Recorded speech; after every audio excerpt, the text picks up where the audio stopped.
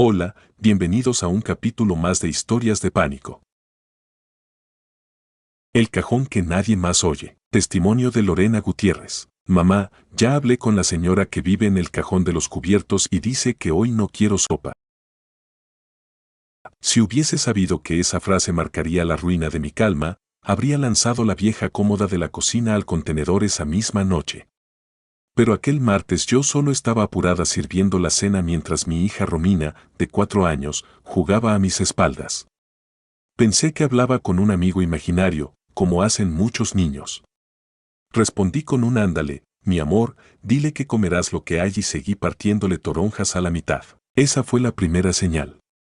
Hubo más, cada vez más inquietantes, hasta que el cajón dejó de ser mueble y se volvió herida abierta entre las paredes de la casa. Vivimos en un dúplex antiguo de la colonia Seattle. Por las noches, la madera cruje, nada nuevo para mí. Lo nuevo empezó 2 días después del comentario de Romina. Eran las 3 de la mañana cuando un tintineo metálico me hizo abrir los ojos. Sonaba a cucharas chocando, pero a un ritmo extraño, casi como si alguien intentara repetir una melodía imposible. Me levanté, crucé el pasillo, piso helado bajo los pies y empujé la puerta de la cocina. Oscuro. Solo la luz azul del refrigerador. Me acerqué al cajón de cubiertos. Nada se veía fuera de lugar hasta que lo abrí. Encima de las cucharas apareció un dibujo infantil, un rectángulo con una luna en la esquina y, dentro, la figura amorfa de una mujer con un círculo por cabeza y 2 puntos por ojos. Al día siguiente pregunté a Romina si había dejado el dibujo. Negó con fuerza, los rizos rebotándole en la frente. No, mami, la señora lo puso para que la conozcas. Le pedí que describiera a la señora. Dijo que tiene cara redonda muy triste, manos que nunca salen del cajón y que se llama Flor de Noche. Sentí un hormigueo en la nuca. No quería regañarla por su imaginación, pero algo en el nombre me resultó inquietante. A la semana, Romina tomó la costumbre de sentarse frente al cajón a las 6 de la tarde, hora en que yo empezaba la cena. Cerraba los ojos como si escuchara algo lejano. Luego murmuraba frases cortas, en voz muy baja, y asentía. Pregunté qué hacía. Escucho los consejos de Flor de Noche. Dice que tú también deberías escucharla porque pronto se enoja. Me obligué a reír. Le expliqué que, cuando un cajón se cierra, el sonido de los metales puede parecer voz. Ella me respondió algo que me heló. No, mami. Ella habla sin abrir la boca. Empecé a dejar la tele prendida durante la cena para llenar la casa de sonido normal, como si la voz de un noticiero pudiera tapar lo otro. Pero Romina seguía mirando el cajón. Soy contadora, meticulosa para guardar papeles. Un viernes revisaba facturas sobre la mesa del comedor. Romina coloreaba al lado. Noté que dibujaba la misma figura de cabeza circular, pero ahora añadía trazos largos que parecían garras. ¿Por qué cambiaste los brazos? Pregunté. Porque Flor de Noche necesita uñas grandes para no salirse del cajón, respondió, sin apartar la vista. Tomé aire. Mi hija era alegre, creativa, pero nunca oscura. Sentí la urgencia de cortar ese juego. No quiero más dibujos de esa señora, dije. Invéntate otro amigo. Ella rompió la hoja en varios pedazos y los arrojó al suelo. Jamás la había visto reaccionar así. Antes de que pudiera recogerlos, los pedazos se deslizaron bajo el cajón, como succionados por un hueco invisible. El comportamiento de Romina me preocupó lo suficiente para concertar cita con la psicóloga infantil del DIF. La doctora Corona la evaluó 1 hora y me entregó un informe impecable, niña sana, con imaginación viva, quizá buscando atención extra. Me recomendó integrar al amigo imaginario en dinámica familiar hasta que la fase pasara. Esa noche, siguiendo la sugerencia, pregunté a Romina qué le gustaría decirle a Flor de Noche en la cena. La niña me miró seria. Ella dice que quiere tu anillo de compromiso. Le gustan las cosas que brillan. Mi anillo era recuerdo de Hugo, mi exmarido, fallecido en un choque el año anterior. Lo conservo por nostalgia. Me negué y Romina soltó un chillido agudo, se tapó los oídos, tiró el vaso de leche. En el silencio que siguió, escuché 3 golpes secos en el cajón, como si alguien golpeara la madera desde dentro. El sábado por la mañana desatornillé las guías y saqué el cajón completo. Lo vacié sobre la mesa, cucharas, cuchillos, abrelatas. nada llamativo. Pero la base interna estaba raspada en círculos, como marcas de uñas. Sentí la garganta reseca. Bajé el cajón al patio, lo rocié con alcohol y le prendí fuego. Ardió rápido. Lo dejé hacerse ceniza. Después subí tranquila a preparar comida. Abrí la alacena para sacar platos, y ahí estaba el cajón, en su hueco habitual, cargado de cubiertos, sin una sola quemadura. Romina vino corriendo. Te dijo que no podía sacarla, mami. Quise gritar, pero apenas logré cerrar la boca. Temblé mientras volvía a mirar las guías metálicas, intactas, pero recién atornilladas. No dormí. Me senté en la sala con la lámpara encendida. Hacia las 2 de la mañana el televisor, apagado, emitió un clic. La pantalla se encendió sola y mostró la imagen de la cocina desde un ángulo elevado, como si una cámara estuviera en el techo. En la pantalla vi el cajón abrirse despacio, una mano delgada, grisácea, emergió y tomó el cuchillo para pan, el que tiene filo dentado. Me levanté corriendo hacia la cocina y empujé la puerta. Todo estaba oscuro, el monitor se apagó detrás de mí. En la penumbra distinguí la silueta de alguien junto a la encimera. Con el corazón retumbándome, encendí la luz. Pero la silueta se deshizo como humo, dejando caer el cuchillo que golpeó el suelo con estrépito. Al recogerlo noté algo, sobre la hoja, grabadas con profundidad, 3 letras, ROM. Llevé a mi hija al pediatra insistiendo en que se quejaba de dolor de oído. Necesitaba mostrarle a alguien las marcas que yo empezaba a ver en su piel, líneas finas, paralelas, en brazos y espalda, como rastros de uñas. El doctor dijo que parecían autoinfligidas, lo cual me rompió por dentro. Esa noche, Romina durmió conmigo. A medianoche se sentó de golpe, los ojos abiertos pero sin brillo. Sus labios formaron palabras, aunque la voz sonó ronca, vieja. El cajón se abrirá cuando la luna se ponga recta. Él lo prometió. Sacudí a mi hija. Despertó aturdida, sin recordar nada. Decidí que no volveríamos a permanecer en esa casa. 8. Plan de escape. El lunes llamé a una mudanza express. Metí ropa en bolsas, cerré maletas, pero al intentar guardar los cubiertos escuché un ruido hueco en el interior del cajón, como latido. Tac, tac, tac. Saqué todo y vi un doble fondo que nunca había notado. Debajo había una hoja de cuaderno antigua, amarillenta. Al desplegarla reconocí mi propia letra infantil. Tenía 9 años cuando aquello. Hoy encontré algo en la cocina. Mamá no me cree. La señora del cajón dice que un día seré su casa. Me tambaleé. Ese cuaderno lo perdí cuando nos mudamos de la casa de mis padres. ¿Cómo había llegado ahí? Al reverso, garabateado con tinta corrida, había otro mensaje escrito con mano temblorosa y adulta. Ella vuelve cuando alguien recuerda. Al instante comprendí, la cosa del cajón no era nueva. Tal vez la arrastraba desde la infancia, y ahora había despertado porque volvía a vivir en un mueble parecido. No hubo mudanza. Solo huida. Agarré a Romina dormida y salimos en pijama hasta la calle. Llamé a mi hermano, nos alojó esa noche. A la mañana siguiente regresé con un cerrajero, un albañil y 2 testigos del vecindario. Levantamos el cajón, arrancamos la madera circundante y descubrimos un hueco profundo, una cavidad más grande que el mueble, hueca hasta el suelo. Dentro olía a humedad y metal oxidado. En el fondo encontramos restos de tela y 4 pequeños anillos infantiles oxidados. Llamaron a la policía. Los peritos determinaron que era un escondite usado décadas atrás, quizá como alacena subterránea. Ningún registro oficial explicaba su existencia. La casa se quedó vacía. Yo la vendí barata y me mudé lejos. Romina ya no menciona a Flor de Noche, pero se tapa los oídos cada vez que un cajón se abre bruscamente. Hoy vivo en un departamento sin muebles de madera, todo es vidrio, metal, plástico. Sin embargo, anoche, al lavar platos, escuché el choque familiar de cubiertos dentro de un cajón que no existe.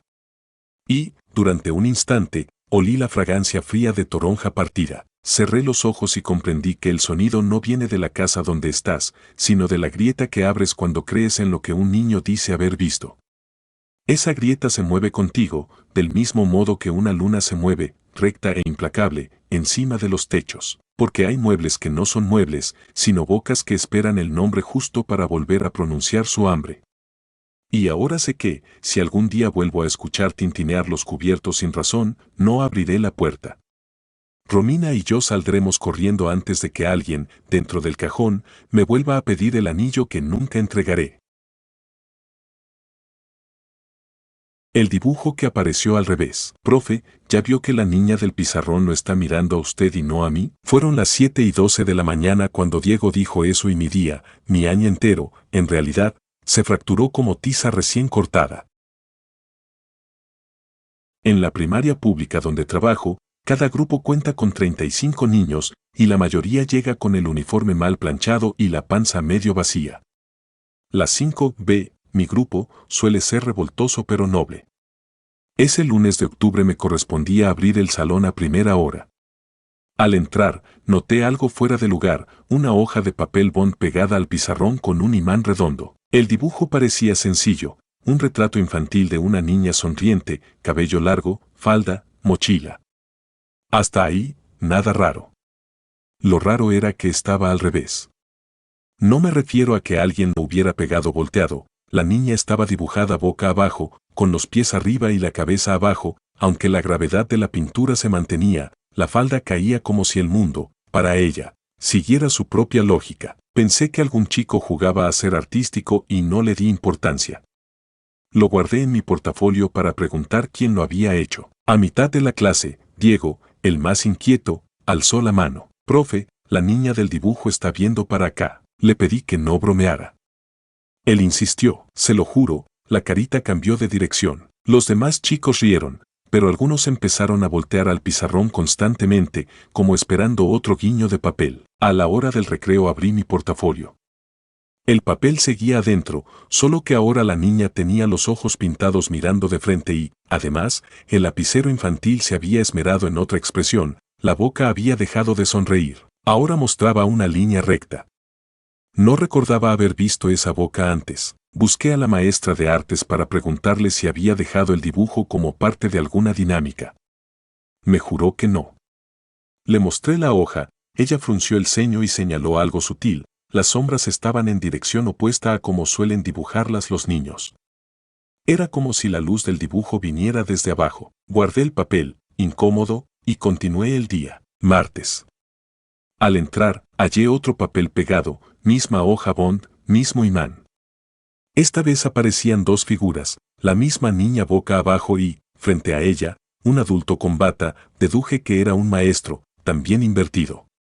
El adulto señalaba algo al fondo, quizá un árbol o un poste, pero los trazos eran confusos. Lo más perturbador, en la esquina inferior, que para la niña sería la parte superior de su mundo, había un reloj dibujado con plumón rojo, marcando las 7:12.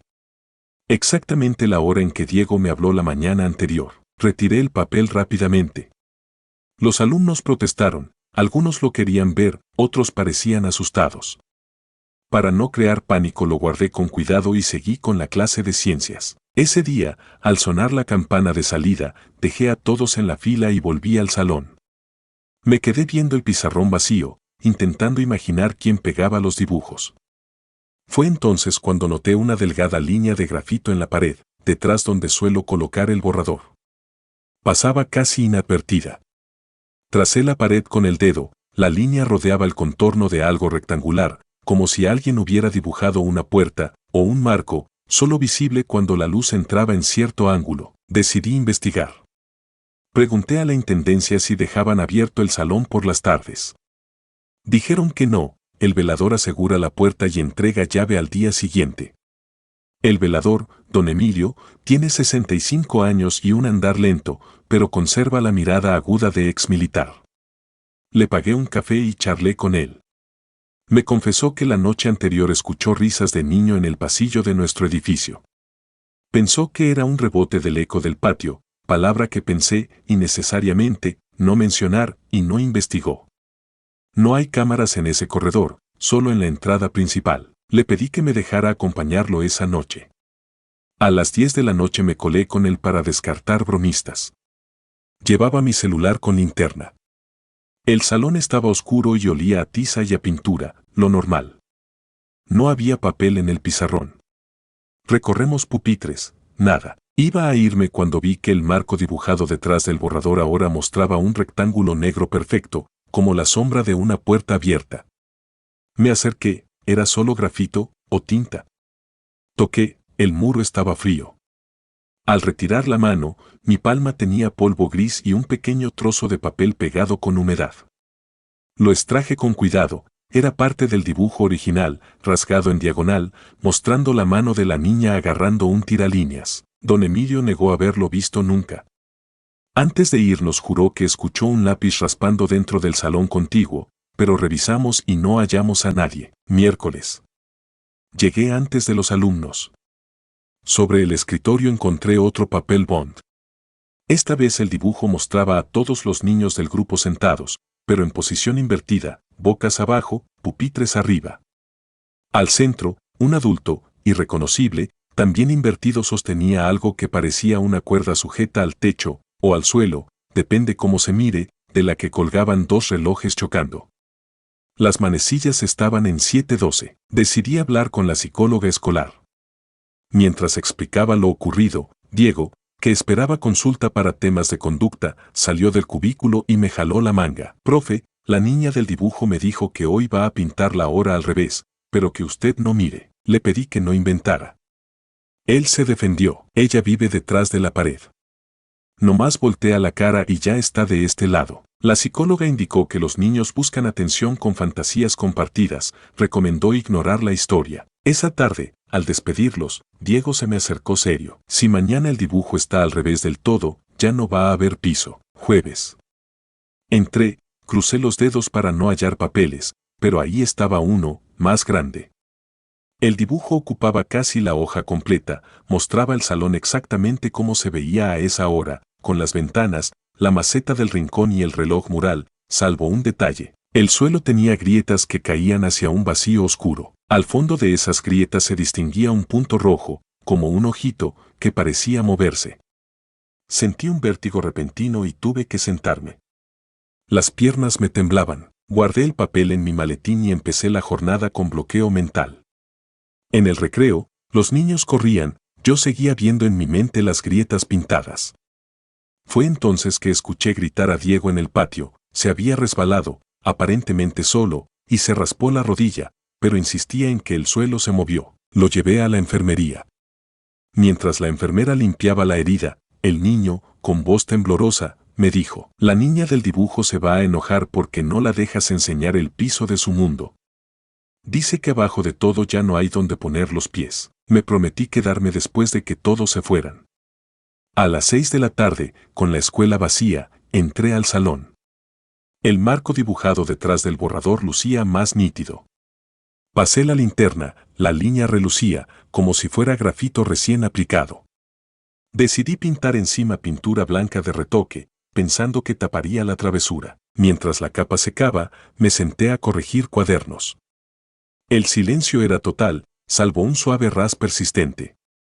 Al girar la lámpara hacia el muro, vi algo imposible, la pintura blanca se cuarteaba desde dentro, como si alguien dibujara por el otro lado del muro, empujando el yeso hacia afuera. Sin pensarlo, rasqué la superficie húmeda y se desprendió un trozo revelando una oquedad negra de pocos centímetros. Dentro, algo raspaba. Introduje el celular con la linterna encendida, la cámara captó polvo y, al fondo, un papel doblado. Lo saqué con pinzas. Era una hoja bond, limpia, sin dibujo, todavía. La tinta apareció a los 10 segundos, como si la hoja absorbiera un mensaje invisible. Primero, el contorno de la niña invertida. Luego, mi propia figura, pero al revés de mí. Al final, el reloj, 7:12. Sentí náuseas. Arranqué restos de pintura y volví a aplicar capa doble. Atrancada la puerta con una silla, quemé el papel en el bote de basura metálico del salón. Me quedé vigilando hasta que las cenizas se volvieron polvo. Llegué antes de amanecer. El marco pintado ya no estaba, todo el muro resanado como nuevo. Suspiré aliviado, hasta que vi el pizarrón. Las líneas habituales de caligrafía habían sido reemplazadas por un gigantesco 7:12 dibujado con tiza roja, invertido. Los números estaban de cabeza. Tuve la urgencia de correr, pero escuché la voz de Diego desde la puerta. Profe, la niña ya puso la hora. Dice que si no miramos abajo, el piso no se cae. El resto del grupo llegó, excitado ante el cambio. Les pedí sentarse y no tocar nada. Quise borrar el número, pero cuando pasé el borrador la tiza no se removió. Al contrario, las líneas se volvieron más gruesas, como si emergieran del pizarrón. Retiré mi mano y las cifras empezaron a agrietarse, dejando caer polvillo rojo. El suelo tembló levemente. Los niños gritaron. Retrocedí y los saqué al pasillo. La pared vibraba. Don Emilio apareció corriendo con su manojo de llaves, abrió la puerta exterior y sacó a los niños al patio. En el pasillo, oí un crujido seco. Volteé, el marco dibujado, yo lo había tapado, se abrió como compuerta. Vi, por primera vez, un espacio negro profundo, cuadrado, donde no cabía luz. Dentro, una figura infantil flotaba de cabeza, los ojos abiertos, el cabello como algas en agua. Y otro detalle, en su pecho, un reloj despertador marcaba 7:12, su segundero clavado. No sentí terror clásico, sentí la certeza brutal de que esa cosa imita lo que ve para robar perspectiva. Di un paso atrás y cerré la puerta del salón con golpe. El movimiento sacudió la estructura vieja, parte del techo soltó polvo. El marco se cerró con estrépito. El director, alertado, llamó a Protección Civil. Revisaron la pared, no hallaron huecos. Creyeron que el temblor fue por un camión pesado en la avenida. El supervisor me pidió reportes, omití la parte sobrenatural. Solo recomendé cambiar el pizarrón y pintar el salón completo. Ese fin de semana llevé todos los dibujos a un terreno baldío y los quemé con gasolina hasta que solo quedaron grumos de papel. El viento arrastró ceniza rojiza. Mes y medio después, me trasladaron a otra escuela. 5B recibió a una maestra joven.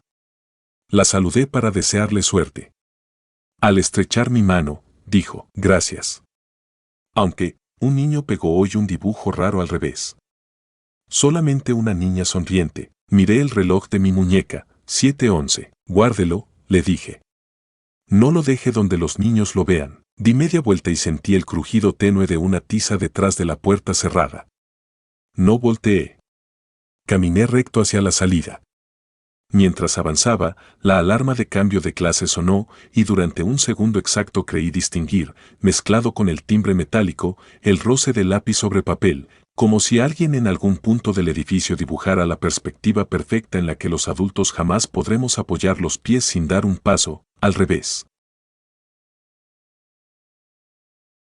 La linterna bajo la sábana. Papá, la luz de mi linterna no apunta al techo, apunta a la otra casa que vive encima de los sueños. Eso me dijo Miranda, mi hija de 8 años, la noche que descubrí que la oscuridad de un cuarto no siempre está hecha de sombras. Soy padre soltero desde que Verónica, mi esposa, falleció en un accidente automovilístico hace 2 años en la carretera a Mitla. Miranda y yo vivimos en un departamento antiguo del barrio de Jalatlaco, con techos altos, vigas gruesas y un piso que cruje en cada tablón. Trabajo de ilustrador, así que paso mucho tiempo en casa. Una tarde de mayo, Miranda llegó de la escuela con una linterna pequeña que había ganado por leer más libros que nadie en su clase. Esa misma noche bajó las luces, se metió bajo la sábana y me llamó. Ven, papá. Quiero enseñarte algo. Me arrodillé junto a la cama y levanté la cobija.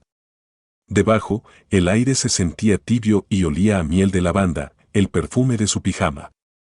Miranda encendió la linterna y la apuntó al techo improvisado que formaba la tela. Pero la luz no reflejaba la superficie blanca de algodón. En su lugar vimos un pasillo estrecho que se alejaba, forrado de madera gris y con bombillas amarillas colgando. Parpadeé. Era imposible. Aparté la sábana, solo la oscuridad normal del dormitorio. Bajé la tela de nuevo, el pasillo seguía allí, nítido. ¿Lo ves? Susurró entusiasmada. Ellos caminan ahí arriba. Quise pensar que era un efecto óptico, quizás la linterna proyectaba alguna imagen interior. Miré el aparato, no tenía pegatinas ni filtros. Al apagarla, la imagen desapareció. Al encenderla, volví al pasillo. Esa noche casi no dormí. Me repetía que mi hija y yo solo habíamos compartido una ilusión. Desde entonces Miranda empezó a acostarse más temprano para visitar el pasillo. Yo me sentaba al borde de la cama fingiendo leer, pero la miraba. Ella se cubría con la sábana y hablaba en voz baja, con frases cortas. No puedo jugar ahora, mi papá no entiende, dice que la luz les duele. Al preguntarle con quién hablaba, respondió, con los niños de la otra casa. Sus papás no los dejan usar luz, excepto cuando se la prestamos. Le pregunté qué niños. Al principio evitó mi mirada, luego dijo, no sé sus nombres. No se acuerdan. Cuando hablas mucho tiempo en la oscuridad, se te caen. Pensé en llevarla al psicólogo, pero primero quise investigar la linterna. La abrí, bombilla LED común, baterías AA, ningún truco. Proyectaba luz blanca normal sobre cualquier superficie, excepto bajo la sábana. Una semana después, durante una tormenta, la luz del vecindario se fue. Miranda se emocionó. Hoy se ve más claro. Nos metimos bajo la sábana. El pasillo aún estaba allí, pero ya no era estático. Ahora veíamos al fondo un cuarto con sillas infantiles y una mesa de plástico. Todo en escala de grises, con lámparas amarillas oscilantes. De pronto, algo se movió cerca de la mesa. Una figura del tamaño de un niño, de espaldas. Se volvió y distinguí un rostro borroso, sin rasgos definidos. Unos segundos bastaron para erizarme el cuero cabelludo. Mi reacción instintiva fue apartar la sábana, pero Miranda sostuvo mi mano. No te preocupes, papá. Ellos solo quieren que prendamos la luz un ratito para ver colores. Costó explicar que en nuestro mundo las lámparas funcionan cuando hay electricidad, no cuando un niño lo pide. Ella pareció aceptarlo, aunque con tristeza. Miranda comenzó a despertarse a las 4 de la mañana, encendía la linterna y se metía bajo la sábana sin llamarme. Yo la oía murmurar. Sí, se lo diré. Lo estoy escribiendo, ¿ves? Una madrugada entré. La encontré con su cuaderno escolar en las piernas y la linterna sosteniéndose sola, apuntando al techo de tela. Ella copiaba algo raro, palabras invertidas, con letras al revés, como reflejadas en un espejo. Me asusté. Le quité el cuaderno y la linterna. Al salir al pasillo, tropecé. Había un pequeño bloque de madera en el piso, apenas del tamaño de un dominó, pero pulido. Grabado a fuego se leía Miranda en letras retrocedidas, como si la palabra hubiera sido tallada desde el otro lado de la pieza. Mi hija estaba pálida. Los niños dicen que así guardan nuestros nombres para que no se pierdan cuando se vaya la luz, explicó. Guardé el bloque en un cajón y pasé el resto de la noche vigilando la puerta. Días después, empecé a encontrar más bloques. Uno ponía papá, otro mi nombre completo, Juan Pablo, y otros palabras sueltas en español y signos desconocidos.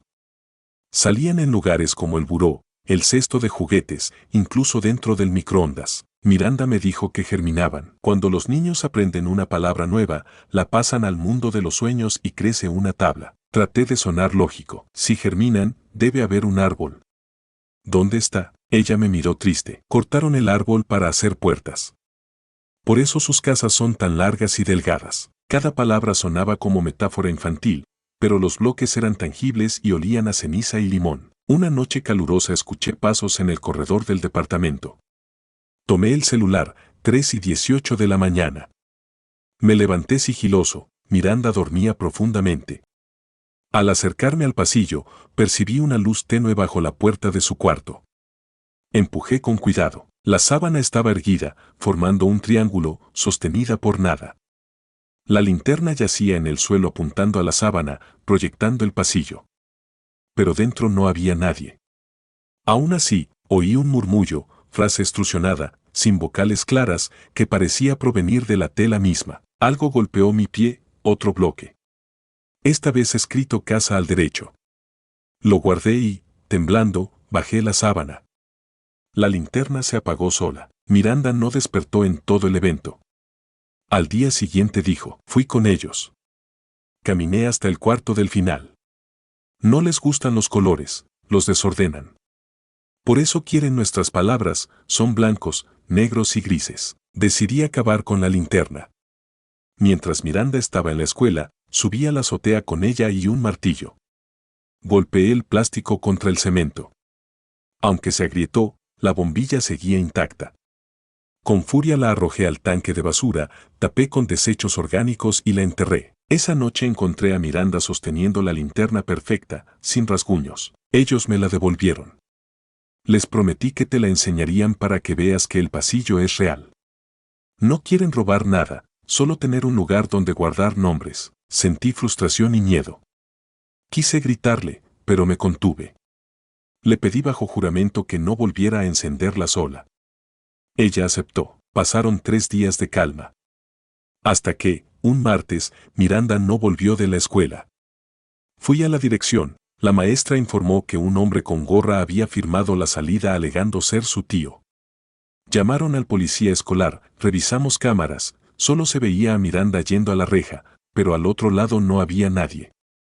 Simplemente desaparecía tras un camión estacionado. Corrí a casa convencido de que la linterna era la clave. Entré a su cuarto. Bajo la sábana, alumbré, el pasillo era ahora más ancho y el cuarto final se veía mucho más cerca. Al fondo distinguí la figura de Miranda, de espaldas, tomada de la mano de un niño sin rasgos. ¡Miranda!, grité. La figura volteó. Sus ojos estaban abiertos, pero opacos. Metí la cabeza bajo la sábana y avancé un paso. El suelo de madera de mi cuarto crujió. Sentí vértigo, mi pie no tocó piso, sino tablones grisáceos idénticos a los del pasillo. Si daba otro paso, estaría dentro. Pensé en lo que ella dijo, los colores desordenan su mundo. Saqué del buró una linterna multicolor que usábamos para campamentos. Encendí la luz roja, luego la verde, luego la azul directo a la sábana. El pasillo se distorsionó como foto vieja. La figura del niño retrocedió tapándose la cara. Miranda cayó de rodillas. Tiré la linterna blanca hacia adentro. Al cruzar, la luz cambió a tonos verdes y púrpuras. Las bombillas amarillas del pasillo parpadearon. Oí crujidos, como ramas secas. El pasillo empezó a derrumbarse, astillas volando. Me lancé y tomé a Miranda del brazo. Retrocedimos. Caímos sobre la cama. La sábana se desplomó y la linterna blanca se apagó para siempre. Miranda estaba aturdida pero ilesa. Entre sollozos dijo, el niño sin cara me enseñó que allá el tiempo es recto, no se dobla como aquí. Quería que viviera donde los nombres se guardan para que nunca se quedaran solos. Buscamos la linterna por la habitación, no estaba. Al día siguiente encontramos un único bloque, más grande, con la palabra línea grabada. Lo quemé en la estufa. El humo olía a lavanda y a madera húmeda. Después de aquello, los bloques dejaron de aparecer. La sábana ya no proyectó nada, incluso con otras linternas, solo mostró tela arrugada. La linterna original nunca volvió. Hoy Miranda tiene 10 años. Conserva la costumbre de leer bajo las sábanas, pero ahora usa un foco pequeño y transparente. Dice que si ve de reojo, a veces distingue una sombra sin niños ni pasillos, solo un resplandor lejano que late como un recuerdo. Yo, por mi parte, duermo con auriculares para no escuchar crujidos nocturnos. Guardo 2 bloques que nunca quemé, ponen nuestros nombres al derecho, sin signos raros.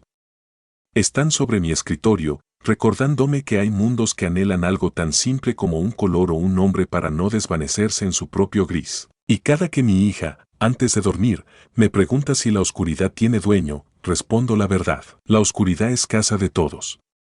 Pero mientras mantengamos las luces encendidas a nuestro modo, siempre sabremos volver al cuarto correcto, porque aprendí que basta una linterna bajo una sábana para abrir pasillos a lugares a los que los adultos no queremos viajar, y una sola luz de color para cerrarlos, o para señalarnos donde nunca debemos poner el pie. Mi hermano ve el techo moverse. Dani, el techo respira cuando apagas la luz y me recuerda que no debo moverme. Eso me dijo Pablo, mi hermano de 7 años, la primera noche que dormimos en la casa de la calle Reforma. Yo tenía 12 y pensé que se trataba de otra de sus fantasías. Hasta que lo oí respirar también. Papá consiguió un traslado temporal a la destilería de Santa María del Río, así que alquilamos una vivienda antigua en el centro de la capital potosina, techos de bóveda catalana, azulejos verdes, puertas de madera tan gruesa que mi hermano y yo bromeábamos con que podían detener balas. Yo compartía cuarto con Pablo. Nuestra habitación tenía un techo abovedado de ladrillo visto. La primera noche, mientras mamá limpiaba la cocina y papá acomodaba cajas, Pablo me tomó la mano. Mira arriba, susurró. El ladrillo se hincha cuando cierras los ojos. La lámpara de pared iluminaba suavemente. No vi nada extraño. Él insistió, no lo haces si lo observas. Solo cuando nadie está despierto. Lo calmé con la promesa de contarle un cuento. Creí que el cambio de ciudad lo ponía nervioso. Sin embargo, al apagar la luz, sentí algo curioso, la habitación se llenó de un zumbido grave, parecido al motor de una camioneta arrancando en la distancia, pero ondulante, casi orgánico. Me levanté, prendí la lámpara. El sonido cesó. Pablo me encaró con ojos enormes. ¿Ya lo oíste?, preguntó, aliviado. A la mañana siguiente descubrimos líneas delgadas de polvo anaranjado sobre nuestros escritorios, como pequeñas dunas. Eran granos de ladrillo. Papá atribuyó el polvo a la antigüedad de la bóveda. Barre y listo. Ninguno de nosotros sabía que esas motas marcarían el paso de algo que no debió moverse jamás. Esa tarde acompañé a mi hermano a su nueva primaria. Al volver, encontró su cuaderno de dibujos cubierto de esas partículas. Se molestó. La casa está llorando, naranjita, dijo con voz trémula. Mamá restregó un trapo húmedo en la pared para mostrarle que solo era residuo. Al retirar la humedad, apareció un pulso en la bóveda, un bulto que se hinchó y contrajo, apenas perceptible, pero suficiente para helarnos. Mamá llamó a un albañil para el día siguiente. Esa noche Pablo se negó a apagar la lámpara. Papá, cansado, accedió a dejarla en luz tenue. Aún así, alrededor de las 2, me despertó un sonido parecido a una exhalación breve. Vi a mi hermano sentado, mirando fijo hacia arriba. Se mueve aunque no esté oscuro, dijo, pero solo poquito, como si probara algo. Don Hilario, el albañil, llegó al amanecer y examinó la bóveda con linterna. Golpeó suavemente con un mango de martillo. El eco era hueco, demasiado profundo para un simple ladrillo macizo. Esto está raro, admitió. Voy a quitar una hilada para revisarla. Removió 3 piezas sobre nuestras camas. En lugar de cemento seco, brotó una mezcla negruzca y húmeda que despedía olor a tierra vieja. Al apuntar la linterna dentro, vimos un hueco de unos 20 centímetros de altura entre la capa de ladrillo y una superficie interior totalmente lisa, de color gris metálico. Ese fondo no es techo normal, aseguró Hilario. Parece lámina, pero ¿por qué la bóveda encima? Tomó fotos y sugirió abrir más al día siguiente con herramientas. Mis padres, angustiados, quisieron mudarse de inmediato, pero no había alternativas disponibles. Sellamos el hueco provisionalmente con tablas y plástico.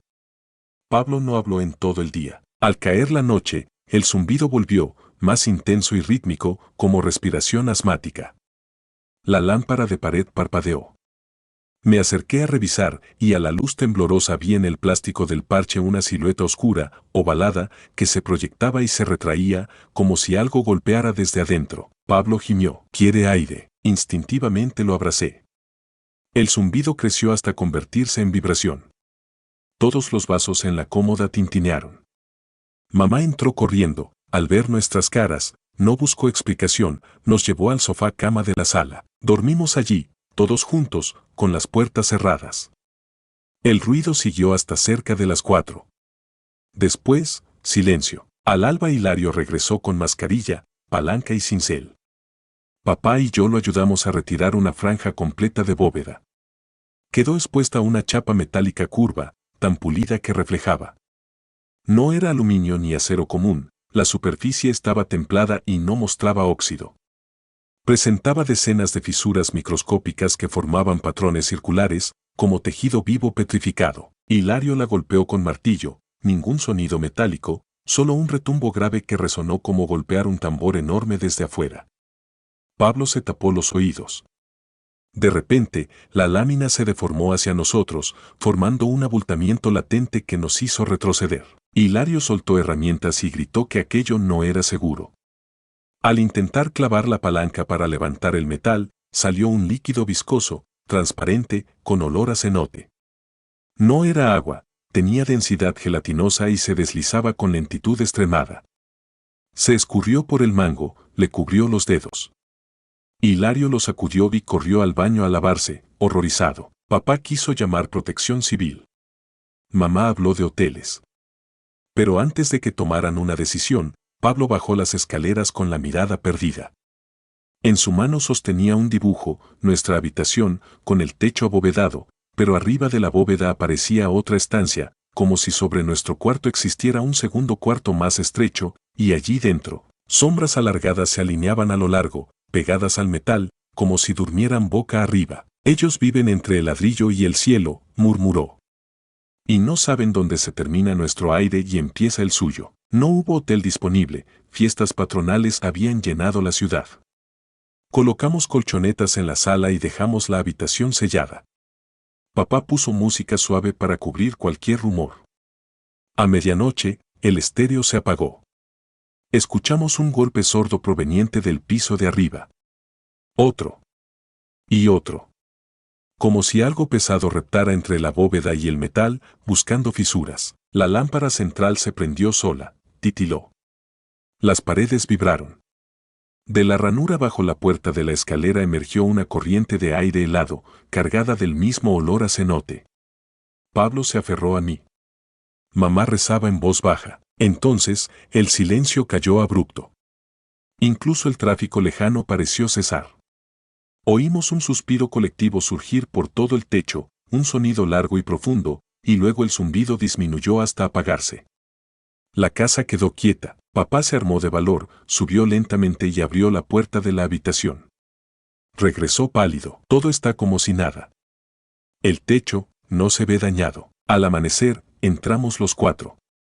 El plástico seguía puesto sobre la bóveda incompleta, sin bulto ni pulsos. Hilario no se presentó esa mañana ni respondió llamadas. Buscando respuestas, visité el archivo municipal. Entre planos de la década de 1930 encontré el número de nuestra casa. El documento indicaba 2 niveles internos en la estructura original. El segundo nivel, sin embargo, no era un piso habitable, sino un espacio sanitario experimental ideado por un ingeniero español que estudió ventilación bajo cúpulas. Ese nivel debía contener un sistema de conductos y membranas de hule para la circulación de aire caliente. Su nombre, cámara pulmonar. No existían registros de que se pusiera en práctica en otra vivienda. El arquitecto desapareció en 1942. El archivo describía la cámara como piel elástica capaz de autorregular presión, con una advertencia, no perforar membranas salvo bajo supervisión técnica. Entendí que la bóveda no cubría nada normal, cubría una estructura Ledax-like viva, diseñada para latir. ¿Pero por qué se comportaba como organismo? Y, peor, ¿qué había dentro, del otro lado? Esa tarde intentamos vaciar la casa. Mientras recogía mis cuadernos, noté que el plástico del parche temblaba. Pablo lo señaló. Están despertando porque no pueden terminar de inhalar. El temblor se volvió sacudida. Los ladrillos crujieron. La membrana se abultó como un pulmón gigante. La madera del parche estalló, lanzando astillas. Un aluvión de aire húmedo inundó el cuarto, derribando libros. Entre el vapor apareció, pegado a la superficie gris, el contorno de un rostro amorfo, aplastado contra la membrana desde adentro, con huellas de manos buscando salida. Corrimos. Papá gritó a mamá que saliera ya. Saltamos por la escalera mientras el techo entero resonaba. Un último gemido sacudió vigas. Justo al pisar la calle, se oyó un estallido sordo, la bóveda colapsó hacia arriba, no hacia abajo, como si algo la succionara. El polvo salió por las ventanas. Una nube húmeda impregnó la cuadra de olor a tierra recién cavada. 2 vecinos llamaron bomberos. Protección Civil llegó. Dentro encontraron la habitación llena de cascajo de ladrillo, pero ningún escombro metálico. La membrana había desaparecido y, donde debía estar el hueco, hallaron un vacío insondable que parecía tragarse la luz. El perito extendió una cinta métrica, no tocó fondo, la cinta se dobló hacia los lados. Declararon la vivienda perdida. La clausuraron con sellos rojos. Mi padre renunció al traslado y regresamos a Aguascalientes con familiares. Pablo desarrolló terror nocturno y dormía a mi lado abrazado. Poco a poco volvió a la normalidad, aunque nunca más en un cuarto con techo de bovedilla. 13 años después, estudiando ingeniería civil, regresé a San Luis. Pasé frente a la casa, seguía tapiada. Pero en la fachada, donde antes había un ventiluz, descubrí un detalle nuevo, pequeñas ranuras naranjas ocultas bajo la pintura y un leve vaho escapando a intervalos, como si algo aún exhalara dentro. Miré mi reflejo en el cristal sucio y sentí vibrar el suelo. Recordé a Pablo diciendo que el techo respira cuando nadie lo mira. Di un paso atrás. El vaho se disipó. No volví. Desde entonces evito construcciones con techos curvos. Porque aprendí que algunas casas no están vacías, permanecen llenas de aire prestado que no proviene de este lado de la bóveda. Y basta un golpe mal dado para que algo, o alguien, recuerde que necesita terminar de inhalar y busque otro pulmón que lo deje vivir. La cuna que se arrulla sola. Mamá, la señora que me canta desde abajo dice que no te angusties, solo quiere mecerme un ratito. Mi hija Aurora tenía apenas 18 meses cuando pronunció esa frase con absoluta calma, señalando la madera vieja de su cuna. Aquella noche comprendí que el arrullo no provenía de ningún viento ni de mis propios brazos. Nos mudamos a la calle Ezequiel Montes a finales de enero, obligados por la quiebra del negocio de mi esposo, Julián. Conseguimos un alquiler económico en una casona de 1950 dividida en 2 departamentos, el nuestro ocupaba la planta baja. Las habitaciones eran amplias y frías, con pisos hidráulicos y techos altos. El primer fin de semana pintamos la recámara que sería de Aurora. Colocamos su cuna de madera de pino, herencia de mi abuela, junto a la pared que daba al patio interior. Una mecedora antigua, encontrada en el mismo inmueble, quedó cerca, orientada hacia la puerta. Sabíamos que necesitaba barniz, pero no teníamos dinero ni tiempo. Las primeras noches fueron normales. Escuchábamos retumbar camiones lejanos y el ladrido incesante de un perro. El vaivén de la cuna lo accionábamos nosotros para dormir a la niña, nada inusual. Hasta la cuarta noche. Eran las 2:20 de la madrugada cuando me despertó un crujido compasado. Crack, crack, pausa, crack, crack. Reconocí el sonido de las patas de la cuna deslizándose sobre los azulejos. Busqué el monitor de bebé, la pantalla mostraba la habitación a oscuras, iluminada apenas por la luz infrarroja. La cuna se movía sola, suave, adelante y atrás. Aurora dormía plácida. Me levanté, el piso helado bajo los pies desnudos. Abrí la puerta sin hacer ruido. El vaivén continuaba, lento, como impulsado por manos invisibles. Acerqué la palma, un impulso regular me empujaba con delicadeza, igual que lo haría una persona meciendo. El pelo se me erizó al comprender que la fuerza venía desde el interior de la cuna, no desde fuera. Desperté a Julián, entró somnoliento. El movimiento cesó en cuanto él encendió el foco. Todo quedó en silencio. Le conté lo que había visto. Atribuyó el balanceo a vibraciones del tráfico pesado. Sustituimos las ruedas por topes de silicona y creímos solucionado el problema. 2 noches después, el monitor registró audio extraño, una melodía tarareada, sin palabras, en tono bajo. Duraba 30 segundos y se cortaba de golpe. Repetía la estructura cada 2 minutos. Sonaba como compás ternario, típico de canción de cuna antigua. Revisé la habitación, la cuna estaba inmóvil. Aurora sostenía su peluche, dormida. Sin embargo, apenas apagué la lámpara, la cuna se balanceó nuevamente. El canto volvió, muy tenue, proveniente del piso. Di pasitos hasta colocar la oreja en la madera. El sonido nacía entre las láminas del entarimado y subía como vibración. Busqué la fuente en el departamento, cañerías, electrodomésticos, la casa de arriba. Nada emitía música. Fui a la calle, silencio. Al volver, me animé a grabar con el móvil la canción. El archivo captó solo el vaivén de la cuna, la melodía no quedó registrada. Una interferencia estática tapaba el audio. A la mañana siguiente, mientras yo tendía la cama, Aurora apuntó al suelo entre la cuna y la mecedora. «Señora, canta ahí», dijo con su vocecita. «¿Quiere bailar?», pregunté cómo era la señora.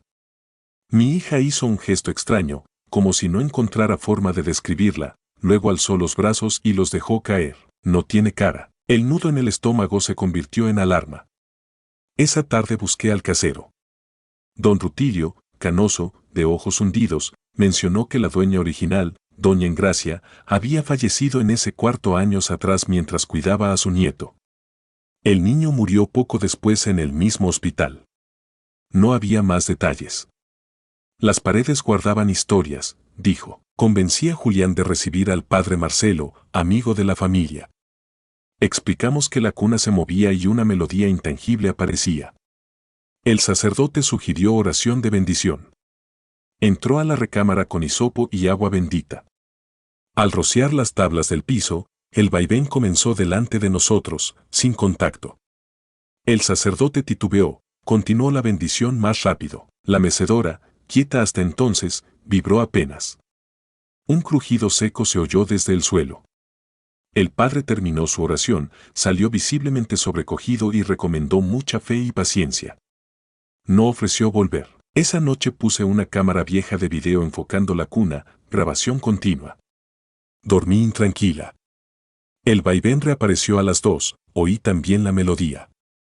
De pronto, Aurora habló con claridad. No puedo seguir la canción, falta la parte de mamá. Me erguí. Entré en puntas. El balanceo se hizo más fuerte, como celebrando mi presencia. Aurora no me miró, observaba la nada. Pregunté a quién se refería. Respondió, la señora dice que tú olvidaste su letra y ella se queja. Casi dejé caer el móvil. Con voz firme dije en voz alta que parara ese juego. La mecedora se movió sola, chirriando. Sentí el impulso de huir, pero tomé a mi hija y salí. Decidimos levantar el entarimado para descartar filtraciones. Un carpintero, al retirar tablones, encontró una tapa en la solera. Al quitarla apareció un compartimiento hueco de medio metro de profundidad. Dentro, una manta de muselina raída envolvía un objeto cilíndrico. Lo saqué, era una caja de música victoriana, con manivela y acabado en níquel. Tenía la placa abollada y la silueta de una bailarina sin cabeza. Al girar la manivela, la melodía salió nítida, era el mismo tarareo que escuchábamos de madrugada. Un papel amarillento dentro de la manta decía con letra temblorosa, para Aurora, que nunca despierte sola. Me quedé sin habla. Mi hija se llama Aurora por casualidad familiar, no por esta nota. El carpintero se persignó, devolvió la tapa y aconsejó no mezclar cosas de vivos y recuerdos de muertos. Esa tarde salimos a comer. Al volver, la mecedora había desaparecido. Revisamos cada cuarto, incluso el patio. Nada. El casero juró no haber entrado. Pensamos en robo, pero ninguna otra pertenencia faltaba. La cámara de pasillo mostraba la puerta cerrada todo el tiempo. A las 11, un golpe seco sonó en la recámara. Abrimos, la mecedora había regresado, colocada entre la cuna y la puerta. Sobre el asiento, la caja de música entonaba sola la canción. La bailarina sin cabeza giraba. Julián quiso detenerla. Antes de tocarla, la mecedora avanzó 1 centímetro. Retrocedió asustado. La caja se frenó sola y la bailarina cayó de la base, rodando hasta chocar con la pata del mueble.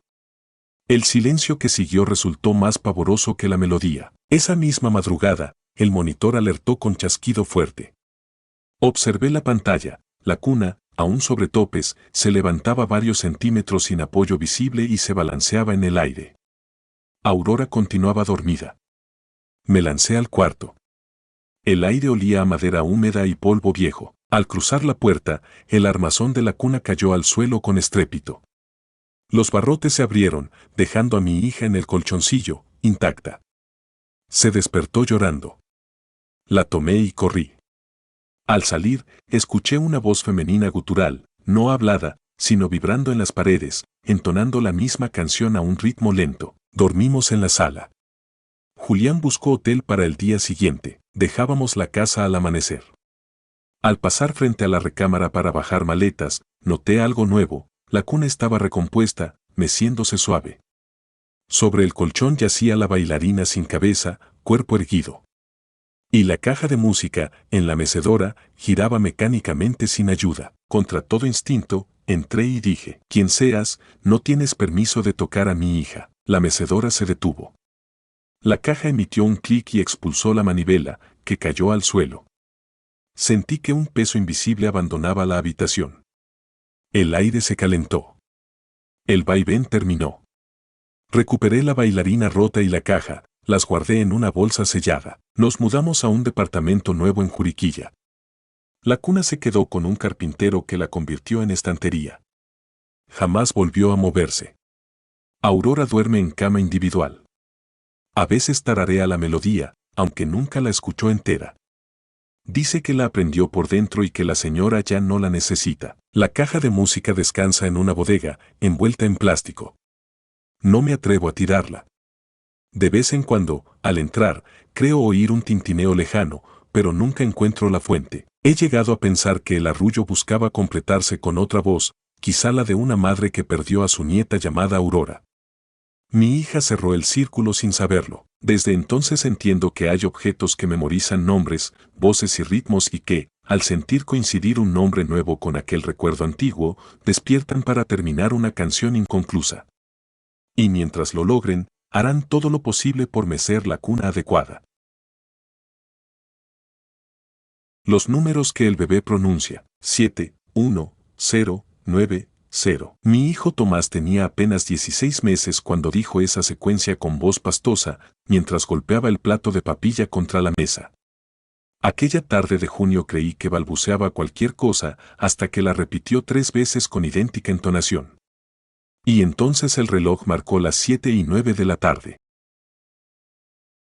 Trabajo como paramédico. Los turnos de 12 horas me han enseñado a detectar lo inusual en un suspiro. Aún así, cuando Tomás empezó a emitir sílabas precisas antes de cumplir el año, lo tomé como desarrollo precoz. Mi esposa, Lucía, llevaba un registro en una libreta: mamá a los 11 meses, agua a los 12, y luego, de golpe, números. Al principio decía 2 mientras giraba los cubos de madera, o 5 cuando alzaba la mano para pedir galleta. La pediatra sugirió que repetía lo que escuchaba de nosotros contando cucharadas. Pero Tomás no oía esos números de forma constante. Parecían llegarle de otra parte. La tarde del 7:09, Lucía anotó: secuencia completa, 71.090. Coincide con hora exacta. No parece coincidencia. Pensé que era exceso de observación materna. Hasta que los números empezaron a aparecer, no solo a sonar. Vivir en Hermosillo implica calor pegajoso desde abril. Una noche encendimos el aire acondicionado. Tomás dormía en su cuna, el monitor mostraba respiración tranquila. De pronto la pantalla ganó estática blanca, la imagen volvió con rayas diagonales detrás. Sobre la pared, reflejada por el infrarrojo, se delineaba la silueta de un 0 perfecto, grande, borroso. Se desvaneció a los pocos segundos. Lucía me llamó a gritos. Apenas llegué, la pantalla volvió a estática. Revisé conexiones, todo normal. Al mirar a Tomás, murmuró entre sueños: 0. Lo grabé con el móvil, decidido a enseñárselo al pediatra. El archivo quedó corrupto, solo ruido digital. Trabajamos un sistema casero. Cada vez que Tomás decía números, los anotábamos con hora y situación. Pronto notamos patrones. Siempre 5 dígitos. Nunca se repetían en la misma semana. A veces coincidían con la hora exacta, otras, con la temperatura exterior, según el termómetro del jardín. Ejemplo, durante una tarde bochornosa de 41 grados centígrados, Tomás soltó 4, 1, 0, 0, 0. Termómetro digital marcaba 41.0 justo entonces. La pediatra sugirió hiperlexia numérica combinada con suerte estadística. Aún así, recomendó encefalograma para descartar actividad irregular. Cita para la semana siguiente. El sábado anterior al estudio, salía turno nocturno. A las 3 de la mañana recibí llamada de Lucía. Lloraba. Carlos, dijo números nuevos, y la luz se apagó sola. Regresé volando. La casa olía a plástico sobrecalentado. Encontré los fusibles intactos, pero la instalación de la habitación infantil había saltado. Tomás, despierto, balbuceaba feliz. 3, 0, 9, 0, 2, Lucía temblaba. Me contó que, al pronunciar la secuencia, la bombilla del techo chisporroteó hasta fundirse. Reemplacé el foco. Al encender, vi algo más: en la madera del barandal de la cuna, 5 hendiduras, como arañazos paralelos. El bebé no podía producir marcas tan profundas con sus uñas diminutas. Llevé a casa un gadget que usamos en ambulancias: medidor de CO y oxígeno. Sospechaba fallo eléctrico o emisión de gases. Lo instalé en el cuarto. Valores normales. Alrededor de la medianoche, aparato empezó a pitar, descenso brusco de o al 19%. Un punto menos genera mareo ligero. Tomás se incorporó y pronunció, 1, 9, 0, 0, 0, el valor de oxígeno bajó justo a 19.0. El medidor ardía, lo desenchufé.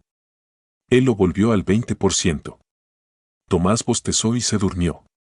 El aparato quedó con la pantalla derretida. El peor momento llegó 3 días después. Dejamos el monitor activado. A las 2:14 am la transmisión cambió, escuchamos respiración ajena, profunda, adulta, jamás la nuestra. Tras 10 segundos, Tomás balbuceó, 2, 1, 4, 0, 0, coincidía con la hora.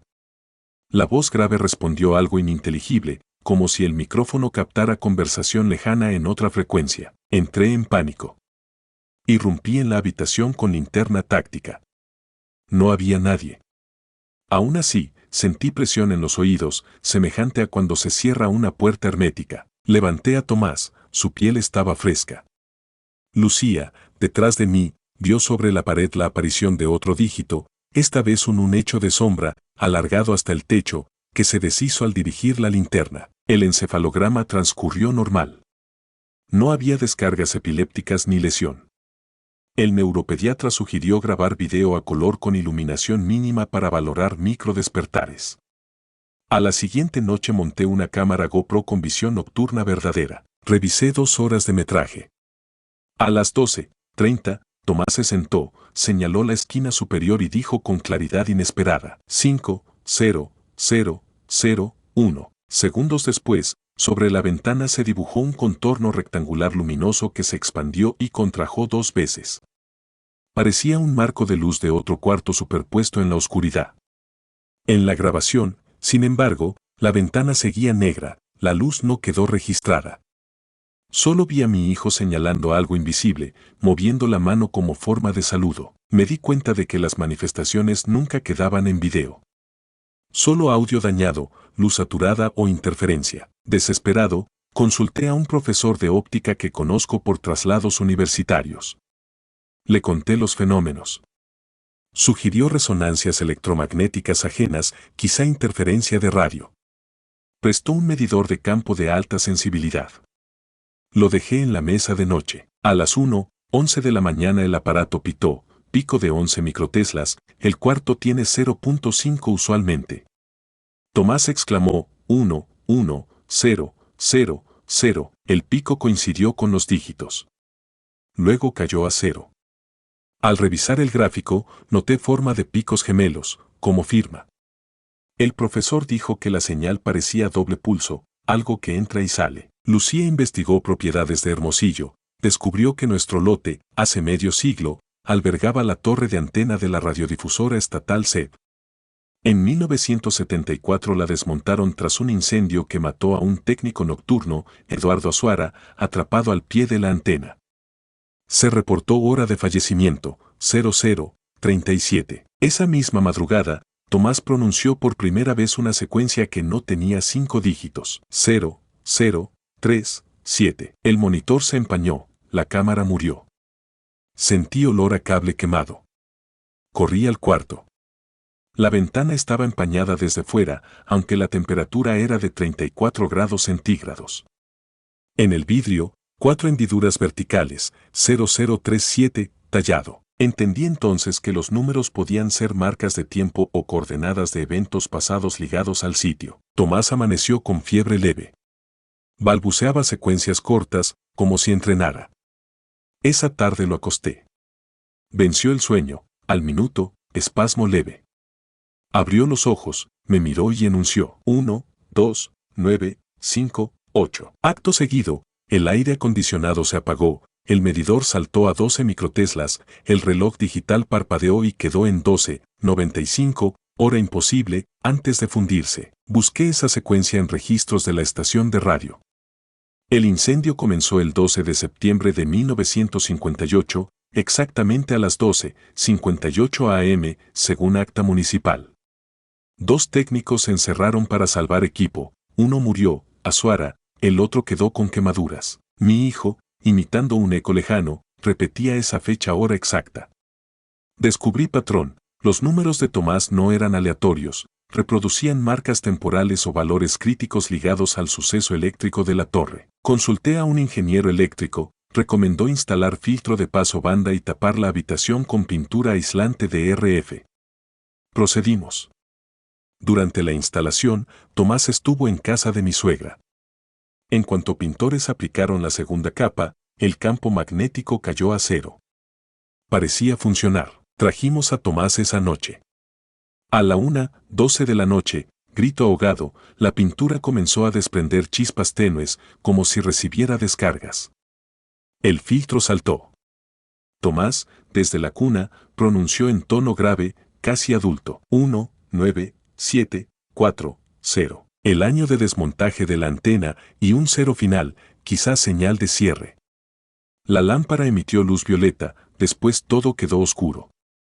La onda final fue detectada por el medidor, 19.74 microteslas antes de quemarse. Al amanecer cargamos lo esencial y dejamos la casa.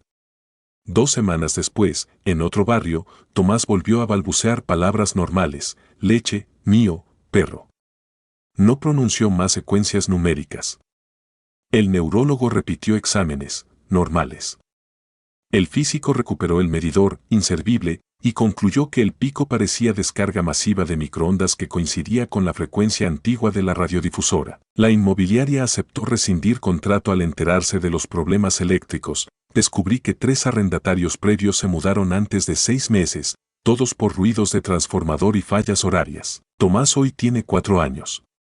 Cuenta hasta 20 sin problema, pero no repite secuencias largas. Guarda cierto miedo a dispositivos eléctricos, prefiere juguetes de madera. A veces, al pasar cerca de la antigua calle, se queda serio y aprieta mi mano. Yo investigo por afición archivos de estaciones de radio. A veces hallo coincidencias de frecuencias con patrones de 5 dígitos. Los descarto. Temor irracional, que mi hijo vuelva a ser antena viva de algo que quedó atrapado en el suelo de Hermosillo. Porque entendí que las ondas viejas se adhieren a los lugares igual que humo en cortinas, basta un receptor sensible, un bebé sin filtros, para convertirlas en voz. Y cuando por fin logran emitir su último código, eligiendo la garganta inocente correcta, dejan tras de sí solo silencio y un puñado de números grabados en la memoria de los adultos que tuvimos el privilegio, o la desgracia, de escucharlos. La llave de agua que abre de noche. Mamá, la regadera se ríe cuando todos duermen. Dice que es nuestro turno de beber. La frase salió de la boca de mi sobrino Julián, de apenas 4 años, mientras desayunaba cereal. Yo buscaba la cafetera medio dormida y, al escucharla, creí que citaba un dibujo animado. Cuando descubrí que hablaba en serio, ya era tarde para encerrar el miedo en un cajón. Mi hermana Lorena y yo heredamos la casona familiar tras la muerte de la abuela. Ocupa una esquina del barrio de Analco, con muros de adobe grueso y techos de vigas oscurecidas. Lorena vivía allí con Julián, yo me mudé para ayudarlos durante un embarazo complicado. El primer mes transcurrió tranquilo salvo por un detalle: la llave del patio, aquella que alimenta un lavadero profundo, goteaba todas las madrugadas pese a estar cerrada con firmeza. Al amanecer nos levantábamos, hallábamos el patio húmedo y las macetas desplazadas como si alguien las hubiera arrastrado. Supusimos que el empaque fallaba, lo cambiamos, pero el goteo regresaba. Una tarde, mientras colgaba ropa, escuché la voz de Julián dentro del lavadero. Cantaba algo parecido a una canción infantil, con un ritmo monótono. Al acercarme vi que abría y cerraba la llave, primero un cuarto de vuelta, luego a tope, después la volvía a ajustar. El chorro salía cristalino, sin fuerza suficiente para salpicar. «Julián, ¿qué haces?», pregunté. «Estoy ensayando la risa», respondió sin mirarme. «La llave se pone feliz cuando tengo sed». Pensé que era juego. Le pedí que no desperdiciara agua. Obedeció, pero al irse dijo algo inquietante: «No te preocupes. Ella siempre toma lo que necesita, incluso si nosotros no la ayudamos». La siguiente madrugada, el sonido cambió, ya no era un goteo, era un borboteo breve, como si alguien abriera la llave solo para enjuagarse las manos. Fui al patio, seco, sin charcos. Entré al lavadero y encontré la llave cerrada. Pero una gota vibraba en la rosca, suspendida, sin caer. Se mantuvo allí un parpadeo antes de retroceder al metal por sí sola, como absorbida. Me incliné para ver mejor. Sentí una brisa húmeda saliendo del conducto, demasiado fresca para provenir de la tubería templada del día. No olía a drenaje, tenía un aroma a tierra recién regada. Encendí la luz. Algo se deslizó dentro del grifo, una sombra líquida que se perdió en la oscuridad del tubo. Me obligué a creer que era un insecto. Volví a la cama inquieta. La canción del regaderazo. La abuela había mandado instalar un calentador solar, así que la regadera del baño principal siempre respondía con buena presión. Una noche, cerca de medianoche, Lorena me despertó. Aún no podía dormir completamente boca arriba por el embarazo y escuchaba la ducha abierta. ¿Estabas bañándote?, preguntó. No. Creí que eras tú, contesté. Fuimos al baño. El sonido se detuvo antes de que girara la perilla. Al abrir la puerta encontramos gotas frescas en la loseta, formando una espiral que terminaba frente al desagüe. Lorena cerró la llave con fuerza. Mientras secaba el piso le temblaban las manos. Me confesó que esa era la tercera noche que sentía la ducha funcionar sola. No me lo habría contado para no preocuparme. Debidamente revisamos tuberías al día siguiente. El fontanero no detectó fallas. Sentenció que quizá alguien sigue usando el calentador desde el más allá y se marchó riendo. No nos hizo gracia. Una tarde de agosto, Julián se quedó al cuidado de la vecina mientras llevábamos a Lorena a un chequeo médico. Al volver, la señora Rojas relató algo extraño. El niño se puso serio en el patio, acercó la oreja a la llave y afirmó escuchar cantos de niñas dentro del tubo, como en una fiesta debajo del piso. Le dije que era el agua corriendo, explicó la vecina, pero me pidió que acercara mi oído. No escuché nada, sin embargo, me dio escalofrío, me dio mala espina. Esa misma noche, Julián durmió conmigo porque Lorena sentía contracciones falsas. A la 1, se incorporó y musitó. Ya viene, falta poquito para que nazca en el charquito. Se levantó dispuesto a salir. Lo detuve.